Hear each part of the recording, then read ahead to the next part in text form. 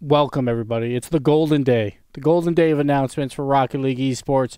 We're here to talk about the 21-22 season. And that might be one of the few times I actually say that. It's just RLCS now. It's beautiful. We don't have to say numbers. We don't have to say anything. Welcome to the RLCS. We're here. We're here to stay. And a lot of announcements today about a lot of things. So let's start breaking some of that down. And we're going to start with the World Championship because that is the most confusing. And I know it's a very confusing format on how we get our World Championship teams, but there is a reason for that. So first, I want to start on a little journey here. So first, the World Championship is based on regional performance. And then if your region does well in the majors, then you get more spots at the World Championship. Basically, there's a wild card where we have a bunch of teams in that, right? There's 3 NA, 3 EU, then 2 for every other region. That's APAC, North and South is considered one region in my book here. So those are your 16 teams that will go to the World Championship wildcard. Then the top 8 automatically go to the World Championship. So basically, World Championship wildcard will feed into the World Championship. We'll take 8 teams out of those 16, move them into the World Championship. Those are the guaranteed spots at the World Championship, but the top 8 are all flexible spots, and you have to earn your way up there based on your regional performance. Now, before I get into the nitty-gritty, let's talk about ways that we could have done it, that we didn't do. And I'm just going to say we as in, you know, the whole esport. It's not necessarily me or whatever, but I just always say the Wii, all right? I'm going to say Wii. Nintendo Wii, we're ready to go. Rocket League's coming to it. Breaking news. All right. So, first off, we could have probably just done, all right, let's just make like 7 teams from NA, 7 from EU, 3 from OCE and SAM, 2 from MENA, yada, yada, down the line to get our 24 teams. We could have randomly guessed on like which regions are good, right? And obviously we see some Rocket League we kind of know, but it's like, what's the fun in that where like, all right, we're a brand new region coming in. Maybe MENA is like, all right, we get 1 spot, whoop-de-doo, right? Or there's no way to earn more spots. So we could have done that, but I felt like, or at least in my opinion, and again, this isn't necessarily the esports team opinion, but I just felt like, that's not a great way to do it. We want some way to have a performance-based metric in there. The other ways, you could have just awarded points to teams per major, and then then you tally up those points and be like, all right, here's your top 8, right?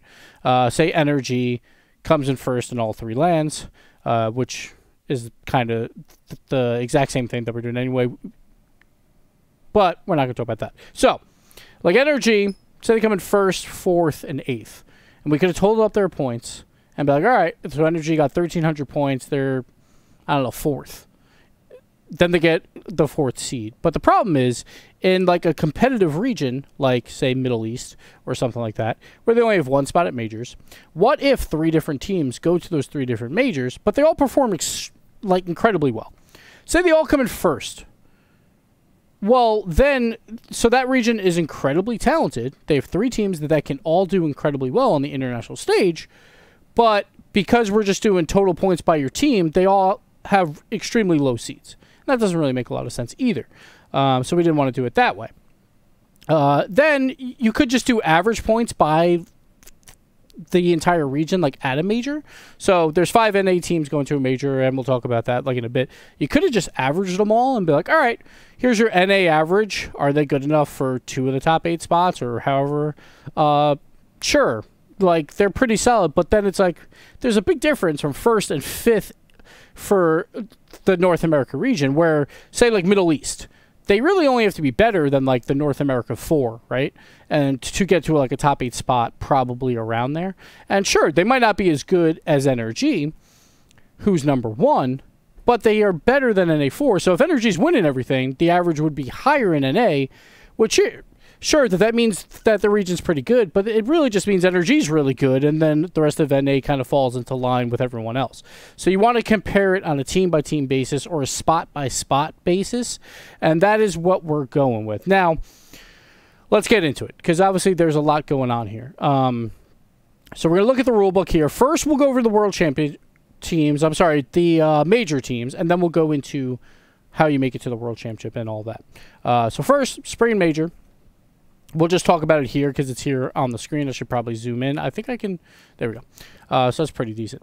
So at every single major, So fall, winter, spring, it's the same amount of teams. North America gets 5, Europe gets 5, OC gets 2, South America gets 2, then APAC, North, South, Winter gets 1, and then MENA gets 1 as well. So we talked about it earlier where there's like, we didn't want to guess necessarily for the World Championship, but there is some guesswork here for the majors of like, all right, we know North America and Europe are the 2 major regions that usually do incredibly well. So they get 5 teams each. Then OC and South America, they continue with 2. Then APAC, North, and South Winter, they get 1. MENA gets 1 as well.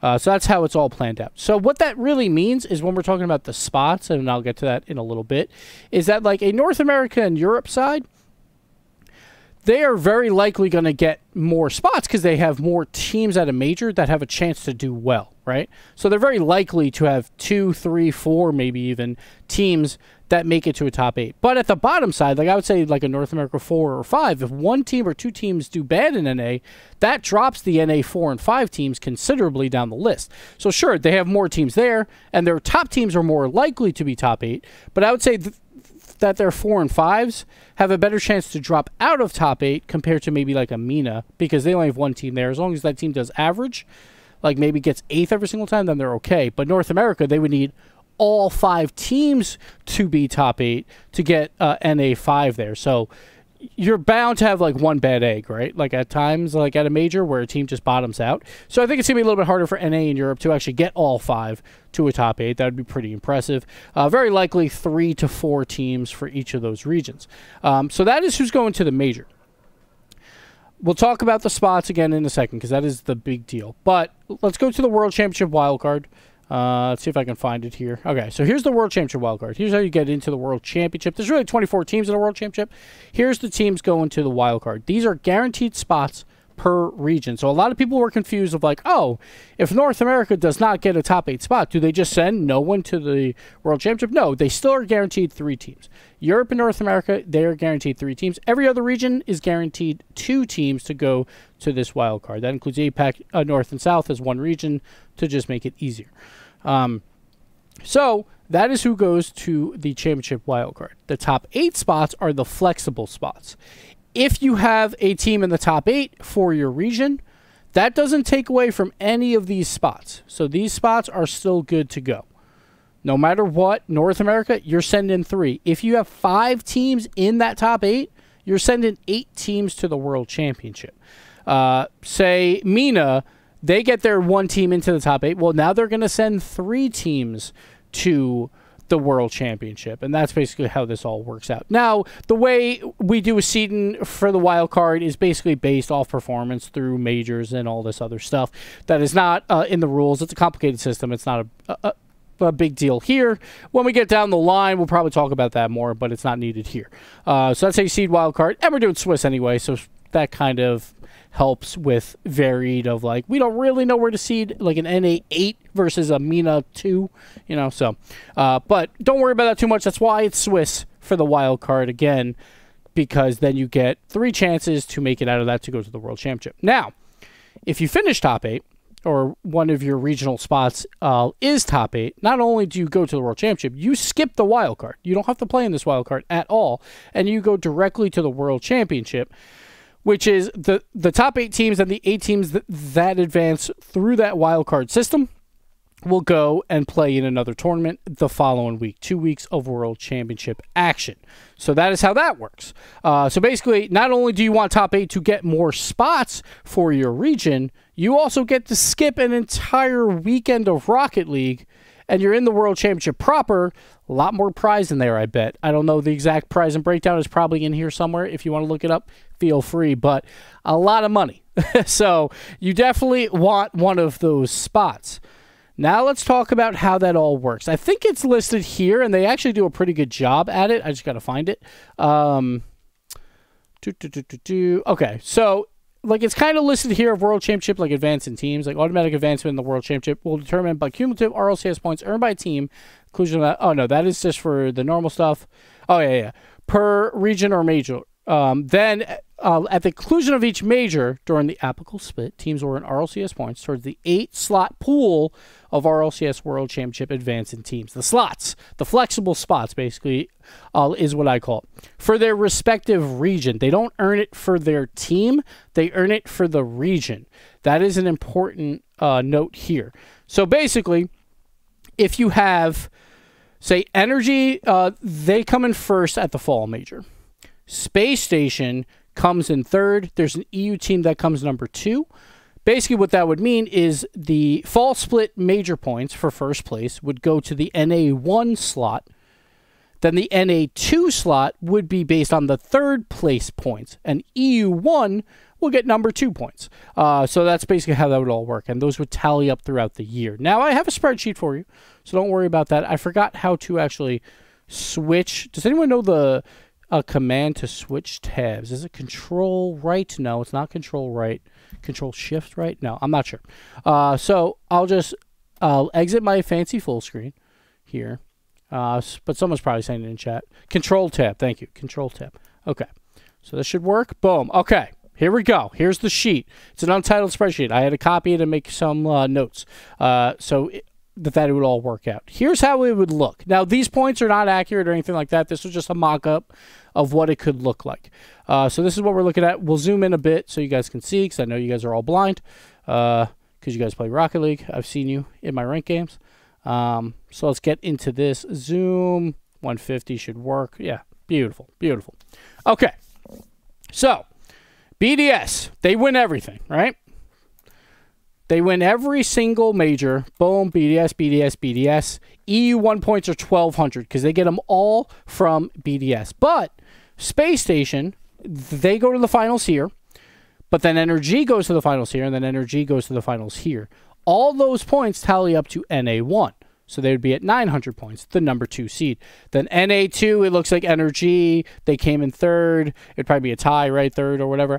Then Envy was NA2. Then Rogue, then they had a run, and then they made a third-place finish. So those points would all go to NA2, 730 points. Then we have, like, Vitality coming in here as an EU2, that they came in third as well. The EU2 seed right there, so they would get some points. But then they came in 5th, but because all the other NA teams finished above them, a lot less points for the EU2 slot. Then you got Solary with another EU2, but again, another 5th place finish. NA's dominating here, I know. We just had to give him some credit. Like, I know what happened in SMAD, but hey, I'm just trying to help you out, NA. So EU2, not looking that great, right? All the way down the 5th seed, but they're still top 8, right? So, sure, they're 5th seed, but they're going to auto-qualify for the World Championship. Then we get down here, more NA, more EU, as you can see. Then we see MENA. So let's talk about MENA here, because MENA is an important one, because they only have one spot. It's a little easier. It could be 3 different teams. Right here we got SRG, then the Falcons, who didn't do as well, then SRG again. Like, all those points tally up to 430. That is better than an EU4, as you can see here, where, like, EU4 down here with Endpoint, they did terrible. Then you got the Blokes, then you got Queso, didn't do that well throughout. Like, even though they did beat them once, it doesn't really matter. You just total up all the points. So MENA slips into a top 8 spot, and because of that, they auto-qualify for the World Championship, but they also get now a new team to the World Championship. Now they get 3 teams because you're always guaranteed the wildcard spots are the same. Wildcard tournament will always have the same exact amount of teams that we've listed before. That is 3 for NA in Europe, 2 for every other region. So that is how that all works. That will not change. That will be your wild card tournament no matter what. It just depends on, so is that NA 4, 5, and 6? Is that NA 5, 6, and 7? So on and so forth. So that's how that is all based. So very likely, it could look like something like this, where like NA in Europe probably are going to do considerably well at these majors, and they will get these spots, a lot of the spots in top 8, and then we might see one of the smaller regions nab a spot or 2. So MENA, so they got one there. OC1, they just barely miss out. They got 385 points. They don't get an extra team, but at least they get preferential seeding going into that wild card tournament. So that'll help them there. But they don't get any extra teams, and they obviously have to play in that wild card. So there'd be 2 teams from OC, 2 from SAM. APAC would have 2. And then Africa would also have 2 who are not in the majors, but they still get 2 spots in the wild card. So they're the only region that can't get one of these top 8 spots, obviously, because they're not participating. They're kind of like an intro into the RLCS almost, where they're going to be at a World Championship, but we're not going to see them a lot throughout. So that's how the majors work, and you can look at this list as long as you want, but that's how we tally it up. So once again, it's pretty hard, I would say, for like an NA5. Like, even though the NA was so dominant here, right? There's only so many spots, right? Because in NA5, the best that they can finish is 5th.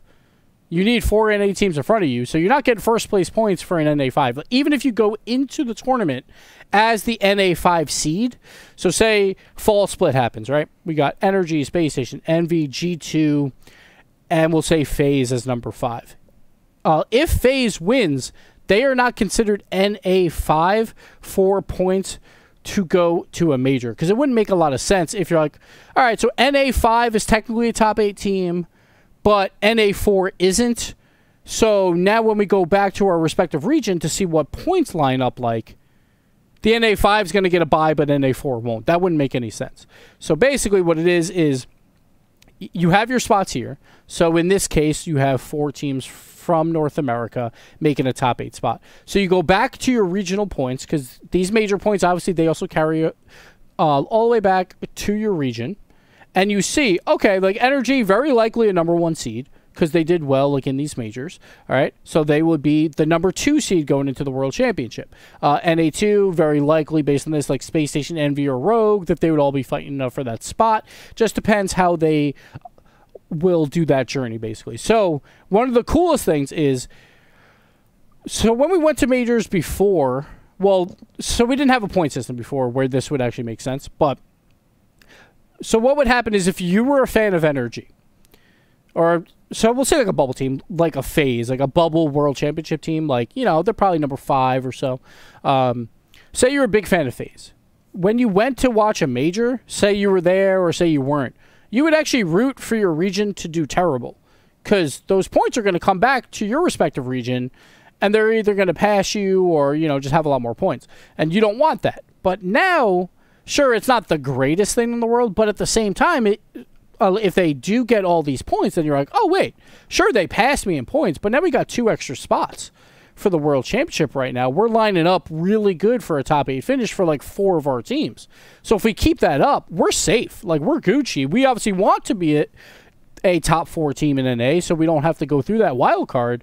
But at the same time, we get this like a little net of safety of like, all right, we got 2 extra spots. We're sitting in 5th. We're sitting pretty right now, as long as we keep this up. So now you're going to start rooting for your region, and that'll actually help in a lot more with like teams way above you too, where it's like an Energy, like, go ahead and win it, man. Just get the NA1 seed. Why not? And so you're going to root for your the whole region to just get more spots. And this is going to be a lot of fun, because spring major is going to be nuts. Because going into a spring major, it feels kind of weird, because you're like, well, it's almost a World Championship, but it's not the World Championship yet. And most things at that point would probably be locked up. We saw it last time around when we even had, what was it, 10 teams that went to each major? And like for EU, everything was locked up, right? Top 6 are in. It could change where you're seated and all that. But nowadays, like, we're only sending 5, right? For North America and Europe. So very likely those teams that go to that major, most of them will probably be locked in for a World Championship spot, you would assume. Because you would assume those regions have done relatively well, that like you're like, all right, they're probably 5 or 6 spots locked up at that point. But for the teams that aren't locked up, obviously it's really exciting there. But also for the teams waiting at home that are like, yo, we're number 7 in Europe. We know we're finishing number 7. We need Europe to clap everyone in this tournament, because we want those extra spots. Imagine the viewing parties of like, all right, we got Galaxy Racer viewing party, and like all their fans are hanging out there, and they're just rooting for every single European team to just do so well, like in this spring major. Because if they do well enough, we're going to get 1 extra spot in the top 8, and now we're going to the World Championship, and that would be really, really cool. But for the most part, so the system, incredibly confusing, and I get it. But for the most part, it's the most fair way to be like, all right, like, we didn't know that MENA was actually God tier, right? Like, and it doesn't really work as well with MENA because they only have one team coming in. It's a little bit of an intro for them. But say Sam is like God tier, and like so Sam 1 and 2 at every single major they finish top 4. They're like, yeah, they deserve more world championship spots. Sure, 3 and 4 are not as good as 1 and 2. But by how much, we don't know, and they're probably better than a lot of these other world championship teams that would probably be going to this. So, yeah, let's bring more South American teams because when we get to international play, they're doing incredibly well. So we want to see more of those teams at the world championship to compete. And I think that is where this all lies. If you have any questions in chat, feel free to throw them up now. Just put my @ and we'll answer some as we talk about this. But so that's why this world championship format, sure, it's complicated. And we're not going to bring it up too much, I think, throughout. It'll probably be something you bring up after a major is done. Be like, all right, let's tally up the points. For fall and winter, that makes probably like, all right, we don't need to worry about it like every single match. It's like, all right, now EU has crept into a top 8. It'll matter a lot in spring. But in fall and winter, be like, all right, let's bring it up. We'll bring it up at the end, and here's your top 8 right now. But then when spring comes along, and you're like, all right, MENA's sitting at 9, and SRG is here. And we got Falcons in the 3rd seed or something like that. They really want MENA to finish like top 4 to lock in one of those top 8 spots, right? And that's going to be really exciting. Or they need, like an NA team needs 4 teams to do really, really well, and they're not here, and that's going to be really fun. Or maybe it is one of those teams where like it's a more newish team, but if they get enough points at a major, not only do they unlock more spots for their region, they're also getting a lot of points and moving up in placement. So they might be able to actually do like a double leapfrog where it's like, all right, we have to pass 3 teams right now, but if my region does well enough, we only have to pass 1. And if we pass that 1, then we're into the world championship. So that could be really fun to watch throughout. So that's what we're expecting. So that's what we hope. Now, obviously, this means NA in Europe. There's still some bias there, obviously, with these majors where it's like they're likely to get more spots. But they've earned that like over time. And who knows, maybe in following seasons, if a region does really well, like at this World Championship, I would assume like if we kept this like, all right, here's RLCS from here on out, the major spots might fluctuate of like how many teams actually go. Like, I don't know if that'll happen, but I would assume something like that could happen. So let's look over here. So we got Knit Rocket. Will regional spot distribution for wildcard majors be reevaluated after each season? Oh, okay. That's exactly what I just answered. So, like, I could see that happening. I don't know for sure, but, like, that would make sense, right? If Sam 1 and 2 come top 2 at Worlds, or say, like, Sam 1, 2, 3, and 4 just come top 4 at Worlds, how can you not give them more spots at the following season? Like, why not give them 4 spots at a major, right? But I don't know if that'll actually happen or not. But I would assume it would change. It would probably be like you still need to guarantee at least 1, right? For all these regions is my guess. But that would be something that I think could change. Like, what if NA is terrible and they get like 2 teams in to the World Championship proper? Do they lose a spot or 2? Who knows? I don't know. Like, maybe not because like they have high viewership too, which is probably a reason as well. I'm not sure how all that works. Who knows? Let's see. The point system seems pretty dang clever. Was there inspiration for like auto racing to the grid?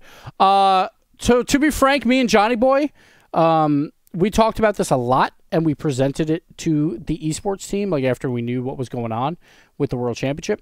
And I think there was a lot of like, you know, like EU soccer and stuff so he had a lot of that, and I was just trying to find like a fair way to do it, and we just combined heads, and we came up with this. For the most part, like esports teams, they like tweaked it a bit or whatever, but we came to a conclusion of this, and I think both parties are very, very happy with what this is. So, yeah. What happens to the bottom 8 slots after all 3 majors? So those bottom 8 slots are still going to the wildcard tournament, right? These teams are all in there anyway, right? So, well, outside, I guess, if NA really does do terrible or EU, those are the only 2 regions that could actually lose spots.